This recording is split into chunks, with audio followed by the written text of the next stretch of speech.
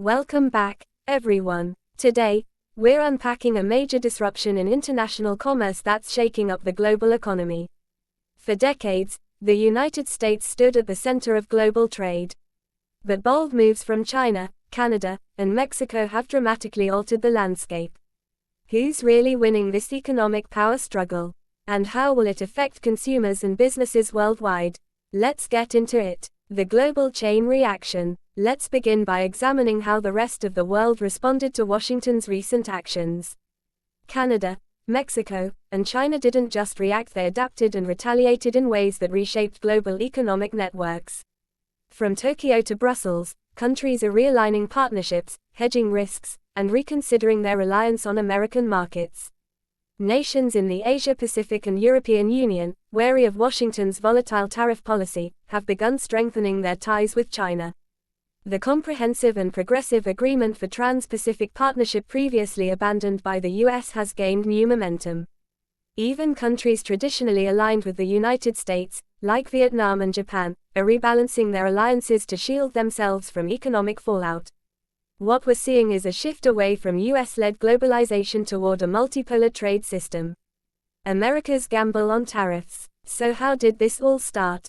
In early 2025, under President Donald Trump's leadership, the US introduced a forceful and controversial tariff regime. The government imposed steep import taxes, 25% on products from Canada and Mexico, and a jaw-dropping 145% on goods coming from China. The goal: to energize domestic manufacturing, narrow trade deficits, and push back against what the administration called unfair practices. Officials branded these measures as balanced tariffs, designed to create a level playing field. But they weren't limited to trade issues. The White House tied some levies to unrelated concerns, like drug enforcement, particularly targeting fentanyl precursor chemicals. In theory, making imports more expensive would drive demand for American-made alternatives. But in practice, it triggered chaos in financial markets, spooked investors, and drove up costs for American households. The ripple effect hit everything from automobiles to consumer electronics. Overnight, prices climbed, supply chains fractured, and businesses scrambled to adapt. China's strategic counteroffensive. China wasn't about to stand down. In response, Beijing fired back with its own steep import duties up to 125% on American goods. This made critical US exports, like agricultural products and high-tech components, financially unviable in the Chinese market. But the Chinese government went beyond just tariffs. President Xi Jinping launched a diplomatic offensive to unite nations against what he termed economic coercion from Washington.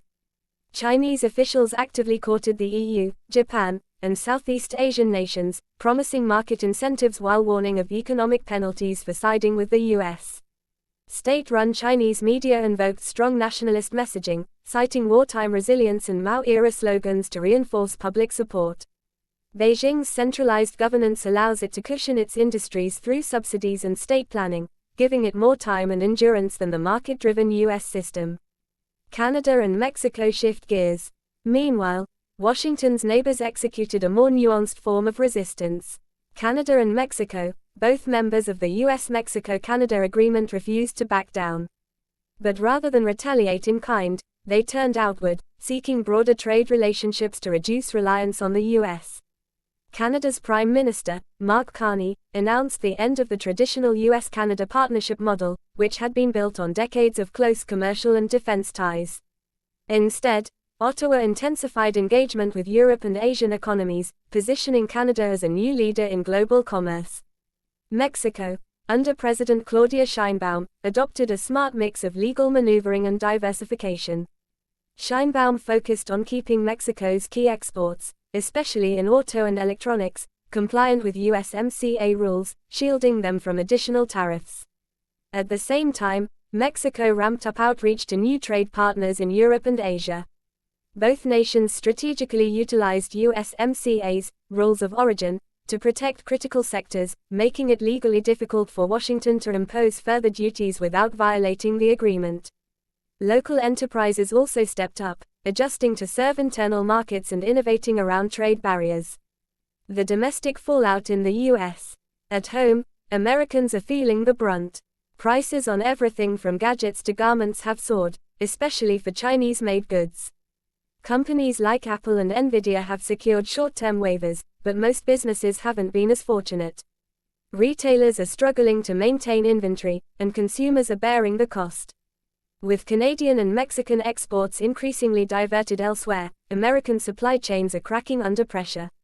Some industries are benefiting from reduced foreign competition, but others are paralyzed by uncertainty and inflated input costs. The U.S. economy is teetering.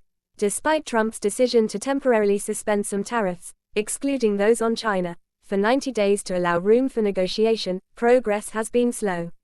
China is standing firm, and America's neighbors have little incentive to retreat from their newly expanded partnerships.